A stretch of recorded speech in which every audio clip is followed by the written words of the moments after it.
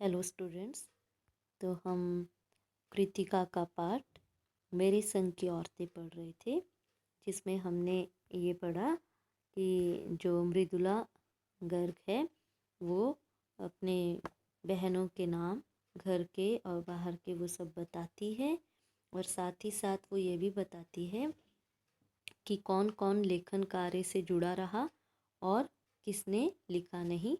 तो बीच की दो बहनें जो है वो लेखन कार्य से नहीं जुड़ी, बाकी हम चार जो हैं वो लिखते हैं, और तमाम खानदान जो है हमें पढ़ता है। और मेरी ससुराल यानी मृदुला गर्ग अपनी बात कह रही हैं कि मेरी ससुराल में मुझे कोई नहीं पढ़ता। तो इस तथ्य को हज़म करने में मुझे काफ़ी वक्त लगा था। फिर उसके फ़ायदे भी नज़र आने लगे कि कम से कम घर के भीतर तो मुझे हिंदी आलोचना बुद्धि से दो चार नहीं होना पड़ता। तो ये हमने अब तक जो है यहाँ तक पढ़ लिया था।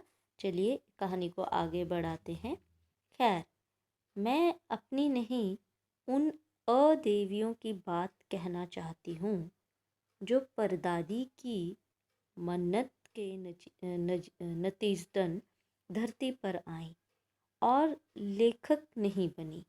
मतलब परदादी की मन्नत के कारण वो धरती पर आई पर लेखक नहीं बनी। जो बनी उन्हें सांस लेने की ज़रूरत कुछ ज़्यादा हो। तो सांस लेने की ज़रूरत कुछ ज़्यादा हो समझ में आता है, जैसा मेरे पिताजी ने एक बार मंजुल से कहा था। कोई दम नहीं घुटता, सांस लेने की ज़रूरत ही ज़्यादा है। पर यहाँ तो हम शेर तो गैर लेखिका बहने सवा शेर। चौथे नंबर वाली रेणु का आलम यह था कि गर्मी की दोपहरी में स्कूल से वापसी पर जब गाड़ी उसे और उससे छोटी बहन अचला को बस अड्डे से लेने जाती, मतलब वो स्कूल जाती थी जब, तो चौथे नंबर वाली रेणु थी और जो अचला थी, इन दोनों को लेने के लिए जब पिताजी जो है गाड़ी जो भी ले जाते थे उनको लाने के लिए बस अड्डे से लेने जाती थी, तो गाड़ी भेजते थे, तो रेणु उसमें बैठने से इनकार कर देती थी। चौथे नंबर वाली कौन थी? रेणु। तो रेणु गाड़ी में बैठने से इनकार कर देती। उसका कहना था कि यूँ थोड़ा सा रास्ता गाड़ी में बैठकर तय करना सामंतशाही का प्रतीक था। सामंतशाही बड़ी रईसी दिखाना है, जो शायद था, पर साथ ही पिताजी के अतिरिक्त लाड का भी। कहते रईसी दिखाने का भी होगा, साथ ही साथ ये पिताजी का लाड प्यार भी था, और रसोइये को खाना खिलाकर जल्दी फारिग फारिग मतलब फटाफट उस काम से निपट जाना करने की लाचारी का भी। माँ तो सब चीज़ों से उदासीन रहती थी, पर पिता काफ़ी कुड़ते भुनते मतलब मन ही मन परेशान होकर बोलते। जब देखते कि अचला गाड़ी में बैठी चली आ रही है और रेणु पीछे पीछे पसीने में तरबतर, मतलब पसीने से पूरी भीगी हुई, खरामा खरामा यानी धीरे धीरे, खरामा खरामा यानी धीरे धीरे। और बचपन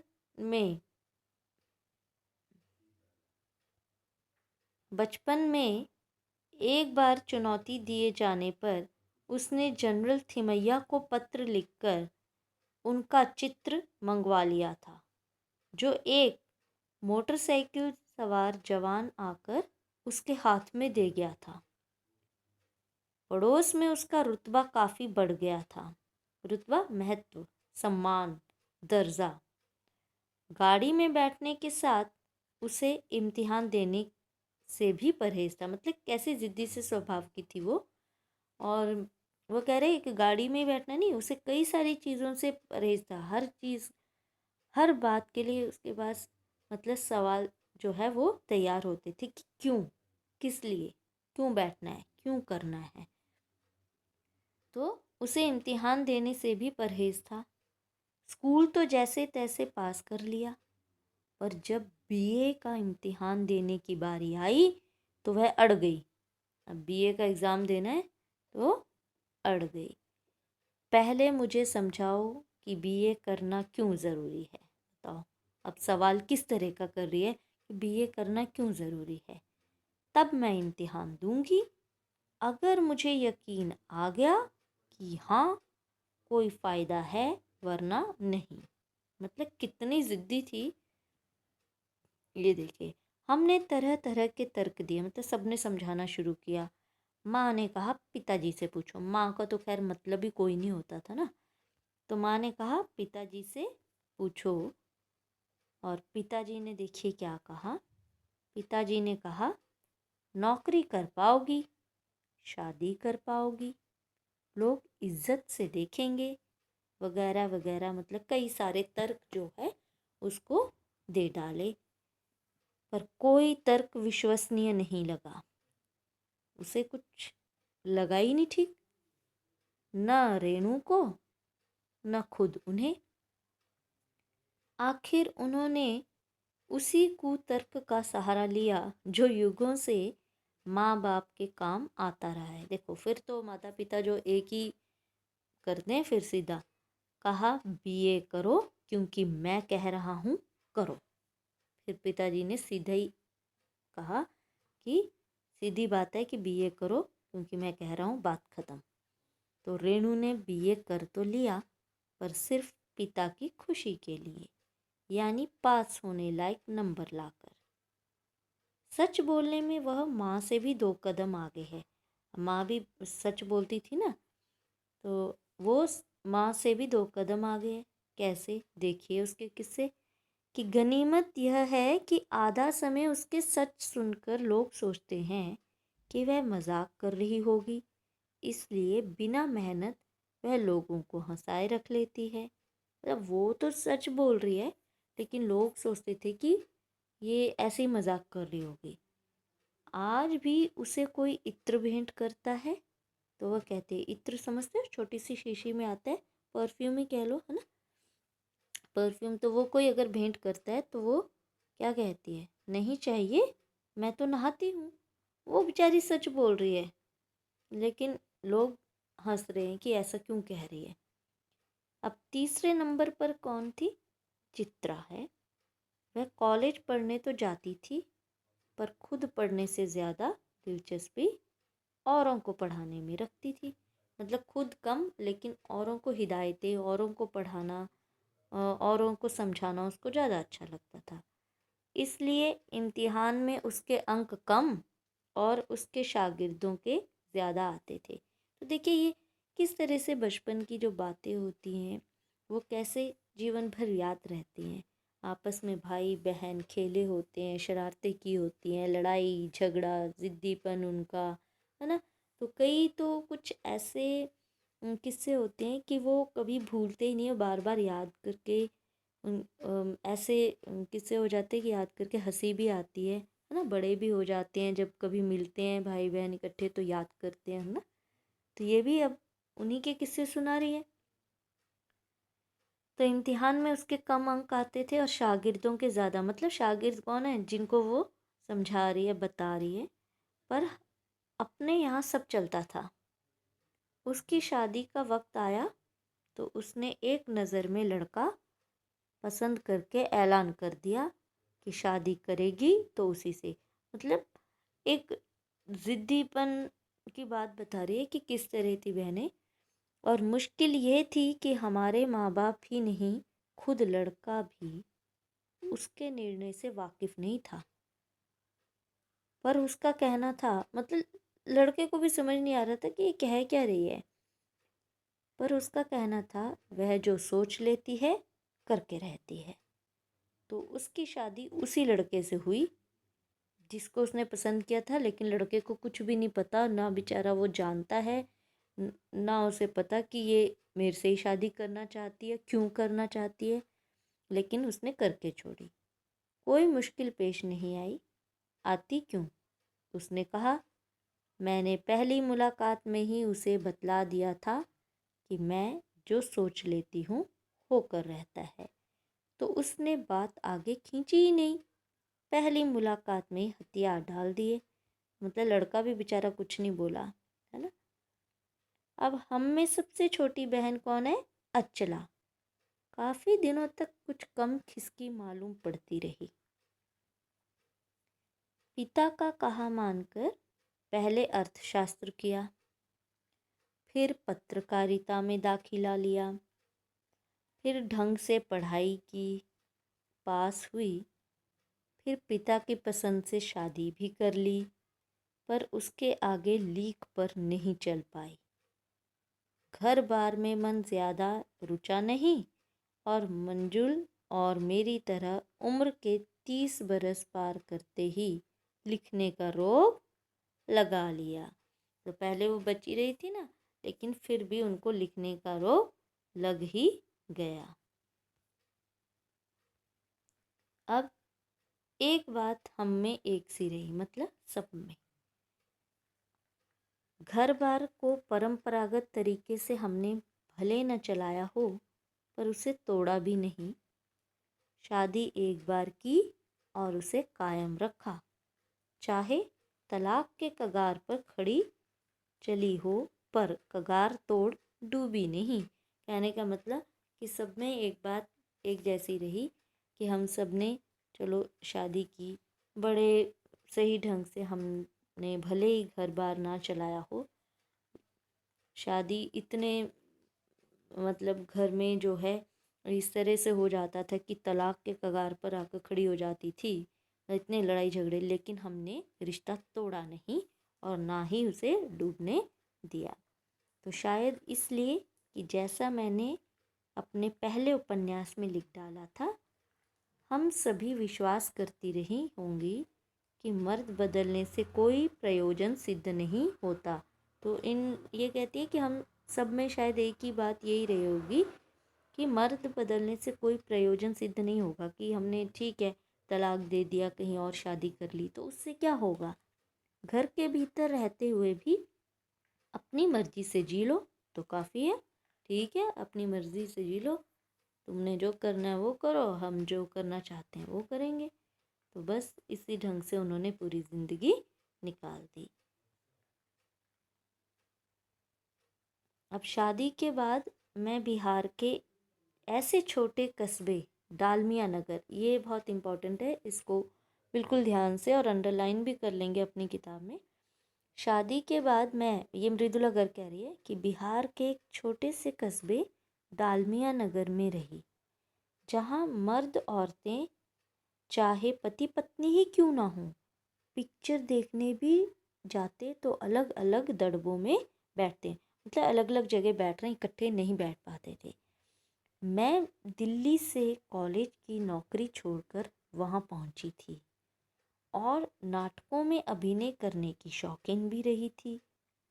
मैंने उनके चलन से हार नहीं मानी। उसने देखा कि ये तो बहुत बुरा हाल है यहाँ पर, इतने पिछड़े हुए लोग। तो साल भर के भीतर ही उसने क्या किया, उन्हीं लोगों को जो देखो इकट्ठे पति पत्नी ही क्यों ना हो, लेकिन पिक्चर देखने भी इकट्ठे नहीं बैठ रहे हैं, तो साल भर मतलब 1 साल के अंदर ही उन्हीं शादीशुदा औरतों को पराए मर्दों के साथ नाटक करने के लिए मना लिया कि नाटक है, इसमें क्या है, नाटक तो नाटक है, चलो भाई। तो उसने किस तरह से उनका जो विचार, जो हम मन परिवर्तन किया, और अगले 4 साल तक हमने कई नाटक किए, मतलब उन्हीं लोगों के साथ, और अकाल राहत कोष के लिए उन्हीं के माध्यम से पैसा भी इकट्ठा किया। देखो अब वही, क्योंकि सोच बदलने से ही सब होता है ना, तो उसने सोच बदल दी कहीं ना कहीं, है ना।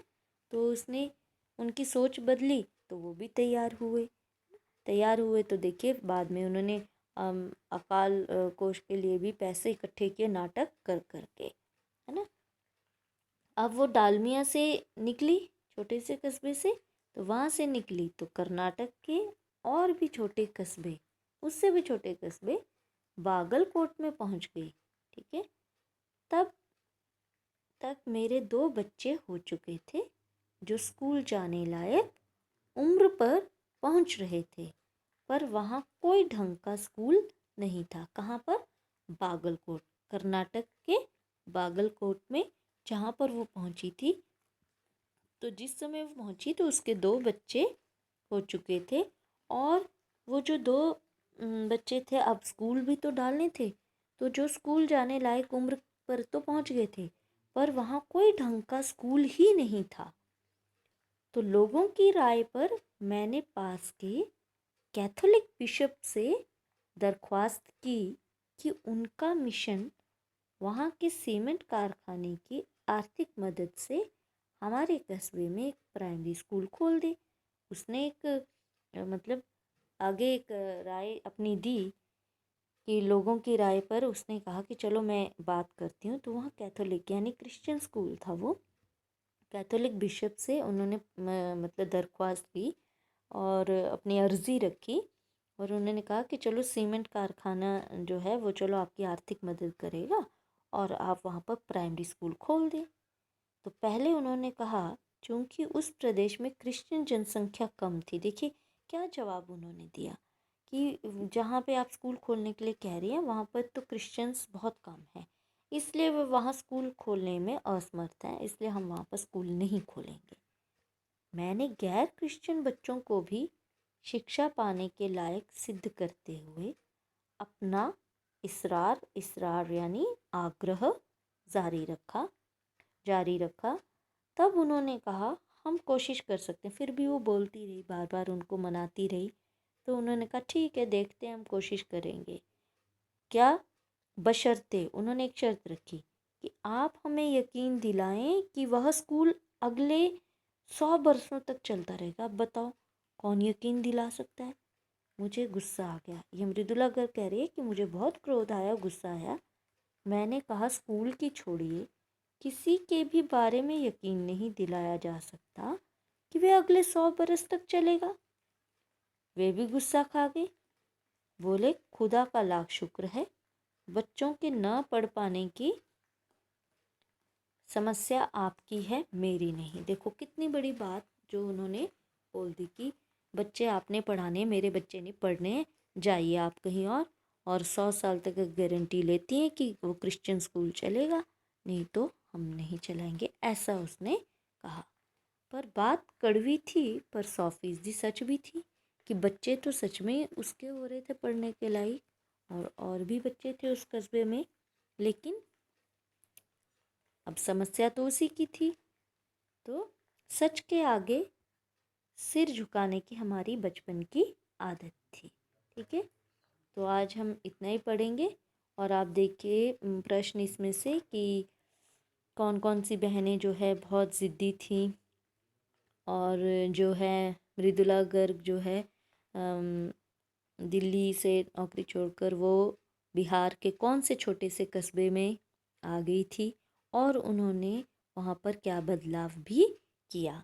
साथ ही साथ वहाँ से निकली तो वो कर्नाटक के कौन से कस्बे में आ गई, वो नाम याद रखना है, और उसके सामने उस समय क्या समस्या थी, और उसने उसके लिए क्या क्या कदम उठाए।